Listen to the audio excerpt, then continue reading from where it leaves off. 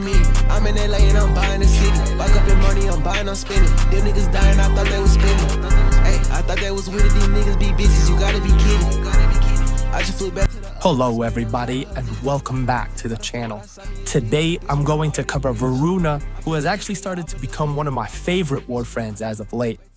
First, I'm going to start by covering Voruna's passive. Now, if Voruna holds cast on any of her 4 abilities, she can get a different buff for each of those abilities. First ability gives you increased parkour velocity. Second ability gives you full immunity to all status effects. Third ability gives you heavy attack efficiency. And the fourth ability gives you an extra life, but there is a cooldown after it is used.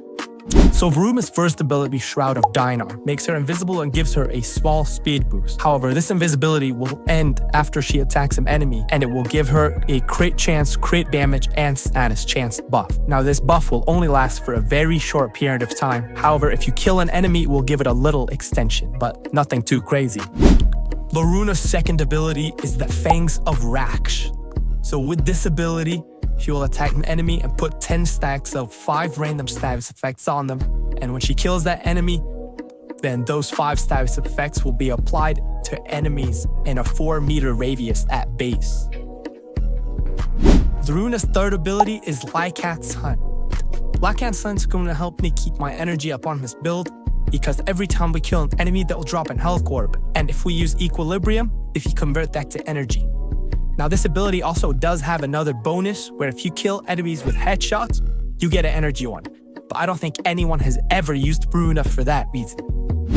Voruna's fourth ability is Ulfrun's Descent, and I don't really know much about this ability. I've never used it. I always take it off for a different ability, but I mean, it's cool, I guess. If you want to use it, I mean, you can. I'm not gonna stop you.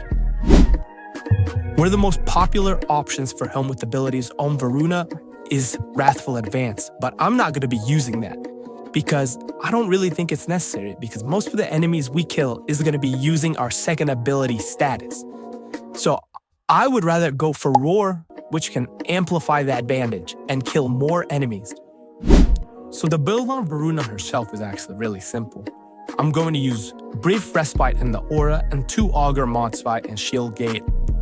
And I'm gonna run very high range and strength and a decent bit of duration. My 2 Arcanes are gonna be more augmented for even more strength and Arcane Blessing, just for that extra little bit of health. And other options you could go with here are Arcane Fury, Arcane Strike. You know, this one is really up to you. I think Arcane Blessing is the best one just because it does help out a little bit with survivability. And I also run 2 other mods on my secondary just so I can improve my shield gate as well. For my Archon Shards, I like to run 3 blue armor Archon Shards because Voruna is a little bit on the squishier side, so I like to bring as much protection as I can just to be safe.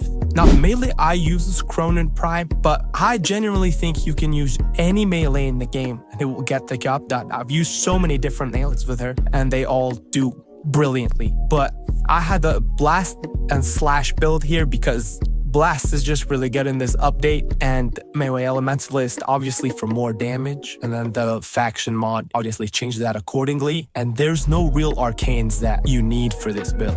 The container that I'm going to recommend is the Panzer Vulpaphyla, and for 2 reasons. The first reason being that the Panzer Vulpaphyla can prime enemies with up to 10 stacks of viral, which makes them super easy to kill. And the second reason is she can also help me cheat death in case all that survivability that I was talking about before doesn't work. However, that's very unlikely. And so a couple things I forgot to mention earlier. Like I said, with Voruna's passive, she gets 4 buffs. I recommend to always use the status effect immunity, because if you use that, especially in the higher levels, it will be so hard to kill you. You will be essentially immortal with this build because you're going to be constantly casting your abilities, which is going to constantly give you shield. And with that shield gate, plus the health from Arcane Blessing, plus the armor from the Archon Shards, plus the Panzer Vulpaphyla extra life, and that status effect immunity, it will be very hard to kill you.